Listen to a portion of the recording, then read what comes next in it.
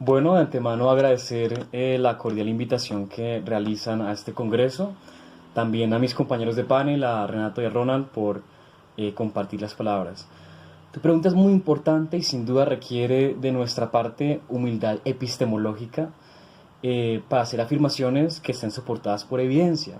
Yo creo que no podría pensar en dividir esta discusión en tres partes, y es primero sobre los experimentos tipo Libet, en segundo lugar sobre los factores que determinan el comportamiento humano, y un tercer debate sobre cómo conectar estos hallazgos de neurociencia con el debate entre determinismo e indeterminismo. Por supuesto, digamos, el debate de neurociencias libre albedrío se ha hecho verdaderamente popular a partir de los experimentos de tipo Libet, desde 1983 con Libet, en el 99 con Haggard y Eimer, en el 2008 y 2013 con Sun y otros.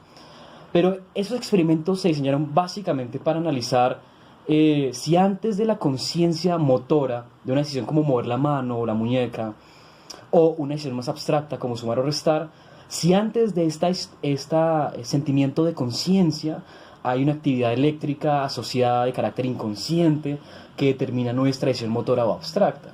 Entonces, pues realmente encontraron hallazgos muy interesantes, entre ellos, pues, por ejemplo, el de Sun, que hasta 10 segundos antes se puede predecir la decisión antes de que sea consciente. En el 2013 ya no solo con decisiones motoras, sino hasta incluso con el tema de sumar o restar, que es una decisión más abstracta, lógica matemática, se podía, digamos, de una forma predecir la decisión. ¿Esto desvirtúa el libre albedrío? Pues depende de qué entendamos como libre albedrío. Digamos, el problema del libre albedrío, creo yo, es sobre todo conceptual. Los compatibilistas defienden una noción de libre albedrío que es más o menos débil. Significa básicamente, o es equivalente a libertad natural. Si yo quiero participar en el Congreso de la AMNE y nadie me lo impide, esa es una manifestación de mi voluntad, de mi libertad. Pero no se preguntan, por ejemplo, qué determina mi decisión, ni se cuestionan si realmente el sentimiento personal de agencia o de ser un yo que controla ha causado esa decisión. En cambio, creo yo, el incompatibilismo duro reclama una libertad mayor, una libertad, un libre albedrío que verdaderamente la gente siente que tiene, y es que tengamos posibles alternativas y control último. Y aquí creo yo viene el verdadero debate sobre neurociencia. La neurociencia y las ciencias del comportamiento nos dicen básicamente que nuestro comportamiento está determinado por dos factores. Factores neurobiológicos como la genética, la fisiología, la estructura y el funcionamiento del cerebro, y ambientales como la sociedad, la cultura, el ambiente y cómo éste influye en nuestra genética, la epigenética y el neurodesarrollo, por supuesto. Ya para terminar esta pequeña intervención por ahora, pues esto cómo confluye con el debate entre compatibilismo e incompatibilismo, con determinismo e indeterminismo. Porque lo que las ciencias nos han dicho es que tanto los factores neurobiológicos como los ambientales suceden en un universo material, un universo sujeto a leyes de la física. Bajo la perspectiva clásica, el universo es, ante todo, determinista. Esto quiere decir que nada puede suceder de manera distinta, que el comportamiento humano está determinado a ser así en razón a una cadena de causas antecedentes desde la creación del espacio-tiempo. Incluso el mismo sentimiento personal de ser un agente, de ser un pensador de pensamientos, de estar en control, es un fenómeno neuronal, es un fenómeno determinado que puede crear, podríamos decir, una falsa percepción de ser un agente distinto a nuestro cuerpo. No nos sentimos idénticos a nuestro cerebro, a nuestro cuerpo, sino distintos. Pero yo creo que aquí podríamos convenir, y ya ha aparecido, un saludo para todos, podríamos convenir en, si no hay un fantasma detrás de la máquina, es decir, si no hay un alma inmaterial que controla el verdadero yo, si no hay un pequeño homúnculo en nuestro encéfalo, ¿no? Entonces hay que entender precisamente que el comportamiento humano está determinado por la materia y por el ambiente material igualmente determinado. Bajo esta perspectiva, creo yo, no tenemos libre albedrío. No lo tenemos en un sentido fuerte, por lo menos, en el entendido de que no tenemos posibles alternativas de acción, pues nada puede suceder de manera distinta, y tampoco tendríamos control último, pues no controlamos las causas que determinan nuestro comportamiento. Ahora, bajo la perspectiva cuántica, es decir, lo indeterminista, lo probabilista, lo azaroso, podríamos tener posibles alternativas, pero no gracias a nuestra mente consciente, sino simplemente a probabilidad y azar cuántico. Yo creo que eso tiene significativas repercusiones legales y esto sin duda lo abordaremos en una pregunta posterior. Entonces, un saludo para todos y un gusto estar presente ya con cámara. Gracias, Diego, y por situar tan claramente tu postura desde el principio. Alma-cuerpo. No sé si estáis de acuerdo con esto o no sé si, por ejemplo, Diego quiere hacer algún comentario sobre esta pregunta o sobre lo que han mencionado antes los otros dos panelistas. Creo que es una pregunta muy interesante porque también recoge ciertas percepciones que nos comentaba también Ronald. Y es, claro, o sea, somos un sistema complejo, un sistema biológico complejo que no puede reducirse simplemente a pensar en que en algún momento muy próximo podremos describir las cadenas causales en nuestro comportamiento fácilmente. Pero creo que asimismo, con el pensamiento de que la conciencia es lo que realmente nos puede dar libre albedrío, o de que la razón es una fuente de libre albedrío, creo que todo eso al final puede conducirse a entender que tanto el sentimiento de ser un agente consciente, tanto el sentimiento propio de agencia, de ser un ser que controla, tanto el sentimiento mismo de poder autodeterminarnos como una máquina, bueno, no digamos máquina, es una mala palabra, como un ser, un ente biológico en interacción con su ambiente, creo que es pertinente resaltar que tanto la conciencia como la razón, como la posibilidad de razonar, como la posibilidad de pensar, de analizar distintas posibilidades alternativas, es en sí mismo un fenómeno neuronal, es decir, es un fenómeno material que obedece a leyes de la física.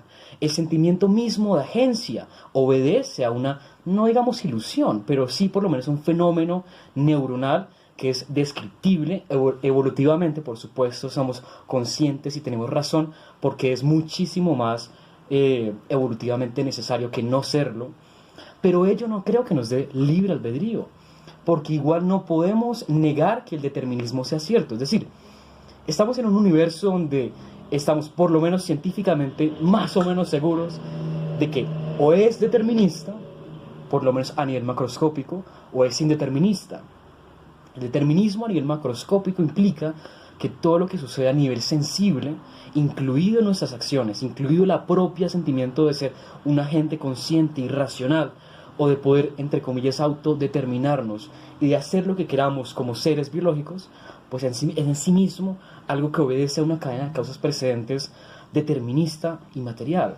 Entonces creo que en ese entendido, por supuesto, esa puede ser una posición compatibilista, de decir, no, tanto el entendernos como un ser biológico que se puede autodeterminar, tanto como el hecho de que seamos seres conscientes, porque efectivamente somos seres conscientes, como el hecho de que tengamos razón, es una postura compatibilista respetable, por supuesto, es una postura que muchos filósofos siguen y argumentan, pero creo que un concepto de libre albedrío fuerte, entendido como posibilidades alternativas y como control último, es insostenible. Por supuesto, somos libres en el entendido de libertad natural. ¿Por qué? Porque podemos hacer lo que queramos. Podemos comernos una cucharada de helado, y eso es una manifestación de la libertad natural, si no nos amenazan para hacerlo. Podemos participar en este congreso de la AMNE, si no nos obligan a hacerlo, y eso es libertad natural. Pero no creo que sea libre albedrío. Entonces, sin duda, por ejemplo, el hecho de que como seres biológicos podamos autodeterminarnos no implica que podamos quebrantar la cadena de causas precedentes, porque eso implicaría por lo menos una contradicción lógica, y no tenemos, o por lo menos el ser humano como ser biológico material, no puede en sí mismo poseer una capacidad de quebrantar causas antecedentes y determinar o causar su propia causa. Eso es algo que podríamos negar por lo menos desde un determinismo causalista.